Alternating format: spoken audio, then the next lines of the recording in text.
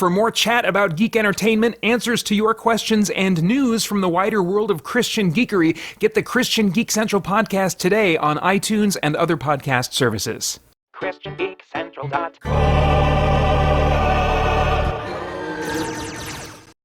Hey guys, Peter Franson here from christiangeekcentral.com and Spirit Blade Productions, here to give you my impressions of the first about 5 hours of Wasteland 3.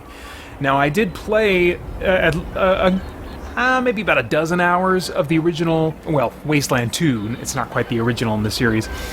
And I enjoyed a number of things about that game, but there were some issues that just kept me from really staying with it. And one of those was how often you would miss in combat, and just a few other kind of quality of life things that I wish were different. I was very curious with Wasteland 3 whether or not any of those things would be improved on, and whether or not this would be a significantly better experience for me. So let me just kind of give you a tour of a few different elements of the game. This is pretty early in the game, still a few hours in. The movement is a little sluggish to respond. So if I'm like, press, there's a delay. Press, so there's I want to say not quite a half-second delay in your character's moving. And the camera, by contrast, moves quite quickly and responds really well. So the movement, it's a minor thing, but it feels a little bit clunky to control around. All right, got some loot over here. The loot is pretty satisfying in this game. I feel like I'm getting something to upgrade my characters, at least one of my characters with.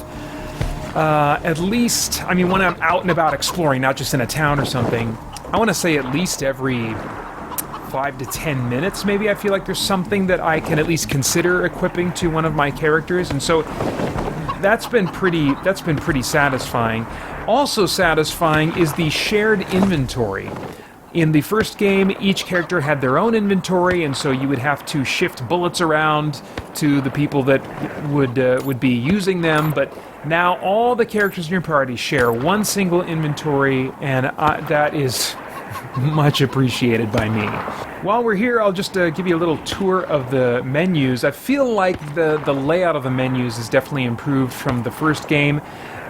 The first game felt like they were trying to cram a little too much information on one screen now and then, and I really like this layout. And one way they get around that is by allowing you to get rid of your portrait and give you some real estate to look at some of your stats more closely if you want to, and you just toggle that on and off. And let's see here. Let's look at attributes. Attributes, I feel like, are the point size of the text is definitely improved over the defaults in the original game.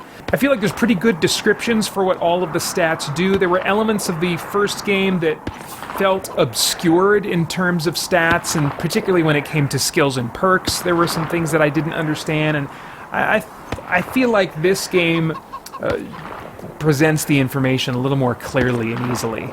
As was the case with the first game, there are a lot of different skills that that allow you to create the kind of character that you are likely to want to be able to create, both in terms of personality and how you interact with NPCs, and then also in terms of guns. You have automatic weapons, big guns, brawling, melee combat, small arms, sniper rifles. And then some of these general skills, Animal Whisperers, allows you to tame friendly animals to follow you and temporarily tame hostile animals in combat. You can do explosive stuff, first aid, sneaky stuff, weird science. So there's lots of great options here. Slightly different from your skills are your perks. These are things that are unlocked and available for you to spend perk points on when you advance to a certain degree in one of your skills. What's really nice again here is that you can preview, unlike I found to be the case in the first game, you can preview all the perks that you could potentially pick up, including skill trees that you haven't even started investing in yet. So you can really look ahead and get descriptions of not only what advantages skills will give you as they advance, and you put points into them, but also what perks will unlock and what those perks will do. You do have to toggle whether or not you're going to show unavailable perks or not, but you can really plan out in advance where your character is going to go and how they're going to develop in the future. And that is much appreciated by me after not really having that I could find in the first game. Keep calling it the first game, Wasteland 2, whatever. For those who don't know, this game, the first game came out in like the 80s or something like that. So the modern iteration of this series really began with Wasteland 2. The map system is pretty good. You get, as the legend indicates, icons for merchants, points of interest, a doctor if there is one, and where you can enter and exit the map of the current area that you are in. What it seems to be lacking is quest markers on the map itself, which I would kind of like to have, but continuing on here, the mission log so far has given me the information that I need to go where I need to go. It certainly seems at least just a little bit better in guiding me than, say, Divinity Original Sin's quest log. Then finally, we've got the Reputation tab. I always like to see this because it indicates to me, oh, this is a world where my actions will matter and affect the relationships I have with different factions or people groups and stuff like that. And so, I do prefer that over like a morality system because I feel like programmers and game writers and stuff and I are going to differ on what we would consider good actions or less good actions. All right, so let's get into a combat situation here. I have the voice acting turned off because I'd like to just speed through dialogue a lot faster, just reading it myself. But I do find the voice acting to be solid.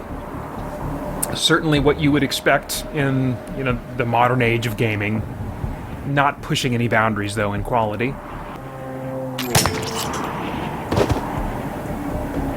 Whoa! That scenario went differently than the last time I played this. I've played this scenario before, and they didn't kill that guy the last time. Is that because I didn't make a move quickly enough? That's interesting. I guess I could have interrupted that little bit of dialogue. Now, normally, when you get close to enemies, there will be a red circle that appears. Let's see if things are different enough that it'll actually appear this time. No, okay, so this scene is this situation is a little bit different. It's a little bit more of a scripted kind of combat situation. But normally as you're approaching enemies, you will see red circles appear around them, and that represents the radius in which they will notice you. And you can choose to attack them, start combat, before you get inside of that circle, so you can kind of get the upper hand a little bit. That feature was not in the first game, and you would not know how close you would need to be to enemies in order to trigger a combat situation. And so again, that's another improvement, in my opinion, to this game. Alright, so this is a grid-based, turn-based, tactical kind of RPG. And you use APs. You get a certain number of APs, ability points, every round that get refreshed each new turn that your character has. And you use those to do certain actions. You move around, you can use them to attack or activate special abilities, which are on a kind of a quick bar kind of deal here. Or let's see here, actually no, that's abilities and items. Here we go. So abilities and items. So far, I don't find the abilities terribly interesting. Now granted, I'm playing on maybe the easiest difficulty, and so I haven't dipped into them as much as you might if you're playing on a normal or a higher difficulty. But even so, combat has felt pretty simple compared to even the early game of like Divinity Original Sin 1. It's mostly, in my experience so far, been about moving to an optimal square and then attacking from there. And you can figure out what's going to be optimal. This is another great change from the first game.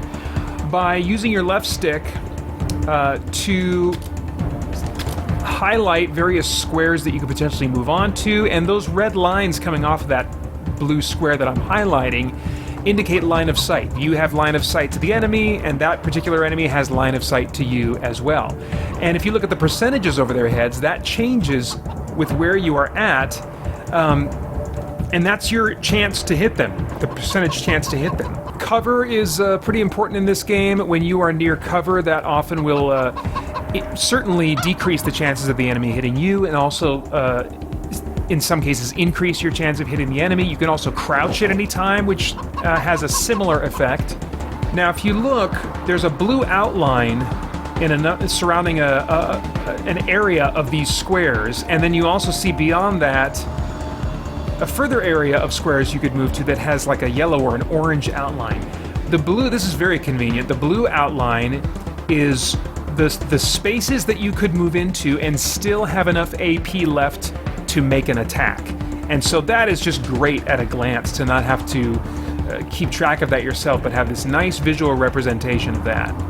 Alright, so I am going to move here, and that boosts my chance to hit this guy up to, what was it, 86%. You notice I was having trouble, just a little bit of trouble smoothly getting over to highlight him. It's because there's no option to cycle through enemies like using the bumper buttons. The bumper buttons are used to cycle through your teammates, but there's no cycling option for enemies, and that seems like a real shame to me because right now the left and right triggers are not serving any purpose while I'm in this mode figuring out who I'm going to attack and who I'm going to go to. It seems to me that you could pretty easily use these buttons to cycle through enemies, and I believe that option exists in the first game and certainly in other RPGs of this type, but for some reason it is not included here, and I really think that's an oversight. That is one downgrade in the experience.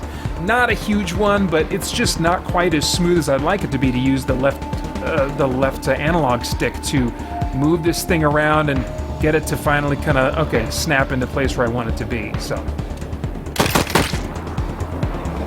Alright, now there was a miss in that shot, but there was also some damage taken as well. So, the first game is really memorable to me for how often I was missing compared to how often I thought I should have been able to hit. In general, the percentage chance to hit seems to be lower in the first game. I actually just booted up the first game again today to refresh my memory on it, and in general, the percentage chance to hit seems to be lower. I've spec'd my guys out in a similar way in both games to try to give some emphasis to their ability to hit. But not only were the percentages lower in the first game on average, but I also felt like when I would actually hit was less frequent in the first game, even if I had a percentage of like 80% or something like that. And in this game, I have found that even when the percentage is a bit low, that I still have a chance, a greater chance it seems, anecdotally anyway. I haven't really done any serious study on it, but I'm pretty convinced I'm hitting more frequently even when my percentages wouldn't suggest that I should in this game. And that's much appreciated because I like to feel like I'm making at least a little bit of progress. So what I'm wondering is if they might be simulating more than one attack in each of these attack choices that you make, and so by having more than one attack being simulated at once, you're kind of like rolling twice for multiple chances to hit. I don't know what's going on behind the scenes, but anyway, whatever they're doing, it is more satisfying to me. So now I have the choice at the end of each round to defend. I can hunker down and protect myself from an attack. I use all remaining ability points, and I gain 5% evasion for each one of those spent. Let's see, I can also ambush. That's basically kind of holding on to an ability, an attack until next turn that'll trigger when the next enemy takes his turn. And then prepare. This is the other one I've used more. You can carry over up to 2 unused ability points into the next round. So he's got some cover right now, so I'll just have him do that, and then maybe he'll just be able to get just a little bit more done on his next turn. Alright, so my sniper is going to try and take a shot here. Only got a 29% chance to hit. Let's see what happens. Alright, miss, so that's to be expected.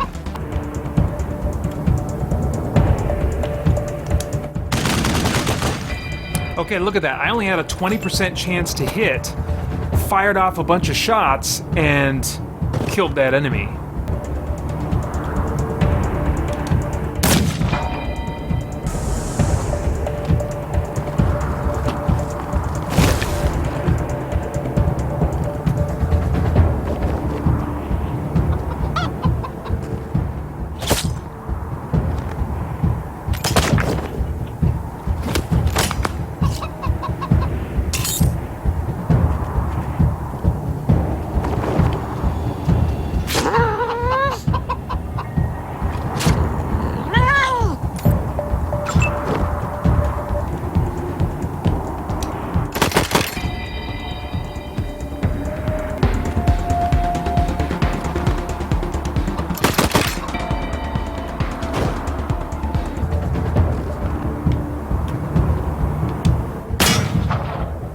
Oof.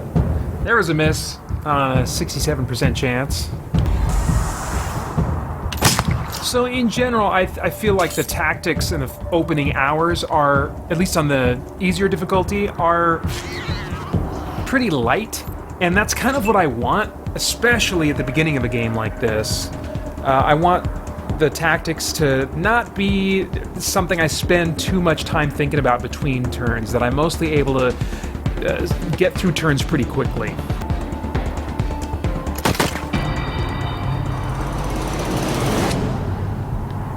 As far as the visuals go, I think the game is solid, but it's not remarkable. I think as long as you keep the camera out and high above, it looks just fine for me, and I'm not really one that needs graphics to be great in order to enjoy a game. But I do think it's worth mentioning that when you get into the menus here and look at your character's avatar up close, the textures seem not great. I keep waiting for them to pop in and get a little bit more detailed, but they don't. Another thing that's a bit frustrating to me about this game, and this was true of the first one as well, is that you get a set of portraits to choose from that can represent your character. You see them down at the bottom left there. Those are your character portraits. But there's a gap between the portraits you have available and how you can customize your avatar. There are a number of portraits that I cannot make my avatar match with the customization options available for avatars, and so it just seems like a strange oversight in both games to not allow customization options in avatars to match what your portrait looks like. The music in the game has been interesting. You know, there's the usual kind of battle music that you would expect in a game like this, but now and then there will also be music that is juxtaposed against the dark and serious theme of the game world. So in one combat encounter, there was like what I think is a classic hymn that was playing over the combat. Part of that is because you're fighting this cult that is an offshoot of some form of Christianity. But even the lyrics aside, it had this kind of nice, quaint, pleasant sound to the music that was really stood out against the combat and the blood and stuff. And in an interview with the developer, I think it was Game Informer, he said that was intentional and that there's a number of instances of that kind of rubbing up against each other of evil and innocence being represented. It's a bit like, unsurprisingly, given they share a common origin point, it's a bit like the irony that's present in the Fallout games, where you have this really dark environment, but you have this really 1950s, overly simplistic, overly naive and innocent aesthetic in the Pip-Boy character and stuff like that. Although that is played more for humor, and this game, it feels like it's played more for irony. Otherwise, the sound design is fine, but maybe not quite as immersive as I'd like. When you move your characters around, you hear just very faint Foley sounds, whereas in the more recent game, Pathfinder Kingmaker, that I played, when you move your party around, you hear the jostling of their armor and their foot crunches, and you really just don't get that as much. And so I'm not auditorily pulled into the game near as much as I think I'd like, and as I've seen present in other games of this type. As far as the setting, the story, and the writing goes, you don't have to have any familiarity with Wasteland 2 in order to get into the story. For this one, it takes place decades after the first one, and does have, Wasteland 2, it does have some references to that game, but so far, for me, it's just been one in the first 5 hours. And I think it's going to be more like if you played Wasteland 2, you'll be able to appreciate a few brief, small things in this game, but it's not at all necessary. For those unfamiliar with the series, it takes place in a post-apocalyptic world where I think the apocalypse happened sometime in the 80s, maybe, I'm not sure. And so you're going to find a lot of technology that is not more advanced than you would have found in the 80s. Of course, obviously, you've got giant robotic scorpions as well, so it's not exactly a low-tech world either. You are part of a group of rangers that are normally based in Arizona, as they were in the second game, but have been forced to go to Colorado, the much more wintry environment of Colorado, to get help there because of something that happened to your rangers.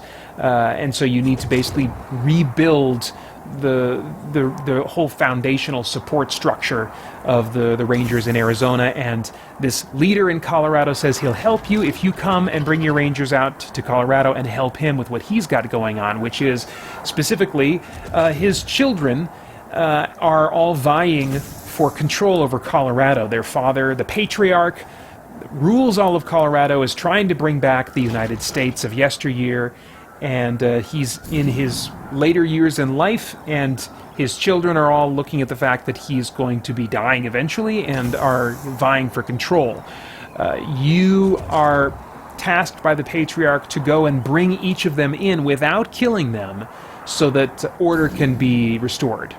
I like the options for role-playing. As I mentioned, the faction system earlier. There's also some nice options in dialogue. I don't think they're quite as expansive as, say, Pillars of Eternity or Pathfinder Kingmaker. Certainly not as the same as something like The Outer Worlds or Fallout New Vegas, but not too far removed from the dialogue options in those games. So I really felt like I could play and dialogue in the way that I would want to for the character that I have in my head. There are certainly some very prominent themes that I'm already seeing in the early hours of the game. Political themes, I think, are going to be a major part of the game. There's a whole faction in this game that kind of worships President Reagan or something. That's my impression in the early hours, is that they're really into Reagan. And so I think there's probably going to be some significant commentary and criticism of Reagan's presidency. That's just kind of a guess. Or at least a criticism of an extreme, what they would at least consider, the writers would consider, an extreme right-wing position. More interesting to me than the political stuff, which typically doesn't interest me, is the handling of religion in this game.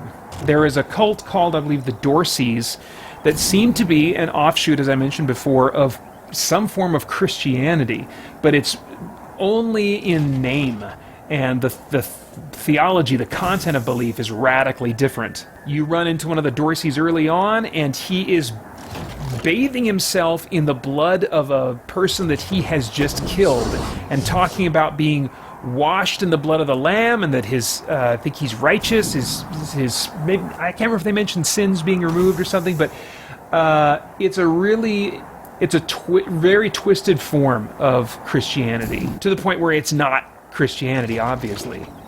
And this was the first time that kind of thing has been done in a game that I was like, this is kind of rubbing me the wrong way. And I was like, why is it rubbing me the wrong way? I think part of it is because in games like Fallout, when there's some kind of a religion that maybe is meant to provide commentary on a specific religion of the world, maybe Christianity, it's replaced with something like the Children of the Atom that basically worship the atom bomb. So they're not using the doctrinal terminology of Christianity.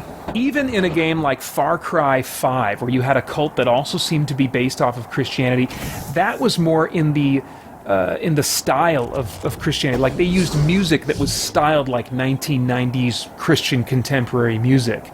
But the book that they carried around wasn't the Bible. It was some other thing that their cult prophet wrote. And the beliefs that they professed were pretty far removed from Christian belief.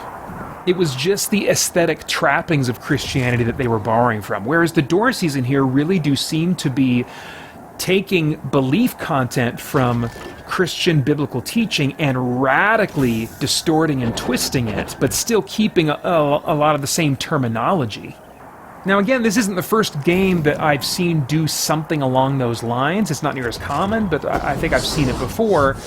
The other thing that makes it maybe rub me the wrong way, though, is that so far I haven't seen any positive representations of some form of Christianity. In fact, I can't think of a game that had a protagonist or NPCs that you run across that is a likable, conservative, biblical Christian of some kind. And this game doesn't either. There's references to the fact that one town was supposedly filled with God-fearing people, but when the person actually went to that town and got to know them, he found that, they were cruel and judgmental and just cast him off. So I think part of it rubbing me the wrong way is because I'm a Bible-believing Christian.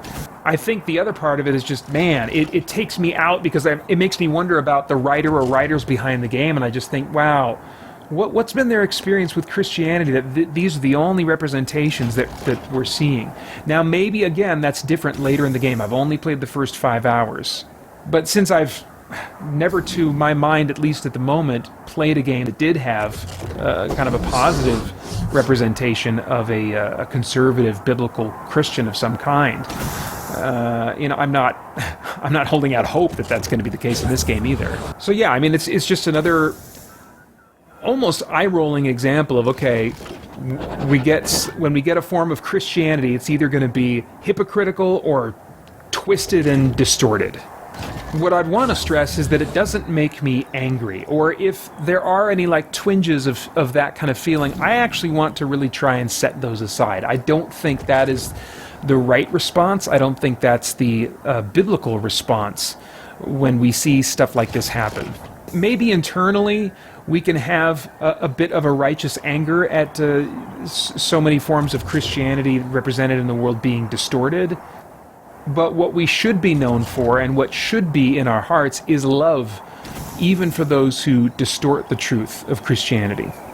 It may be the case with the writer or writers of this game that they haven't been exposed to a good form of Christianity. Maybe they had some rough experiences, who knows? Or maybe they are just pulling from tropes that have been used again and again and again in the past and not thinking any more of it than that.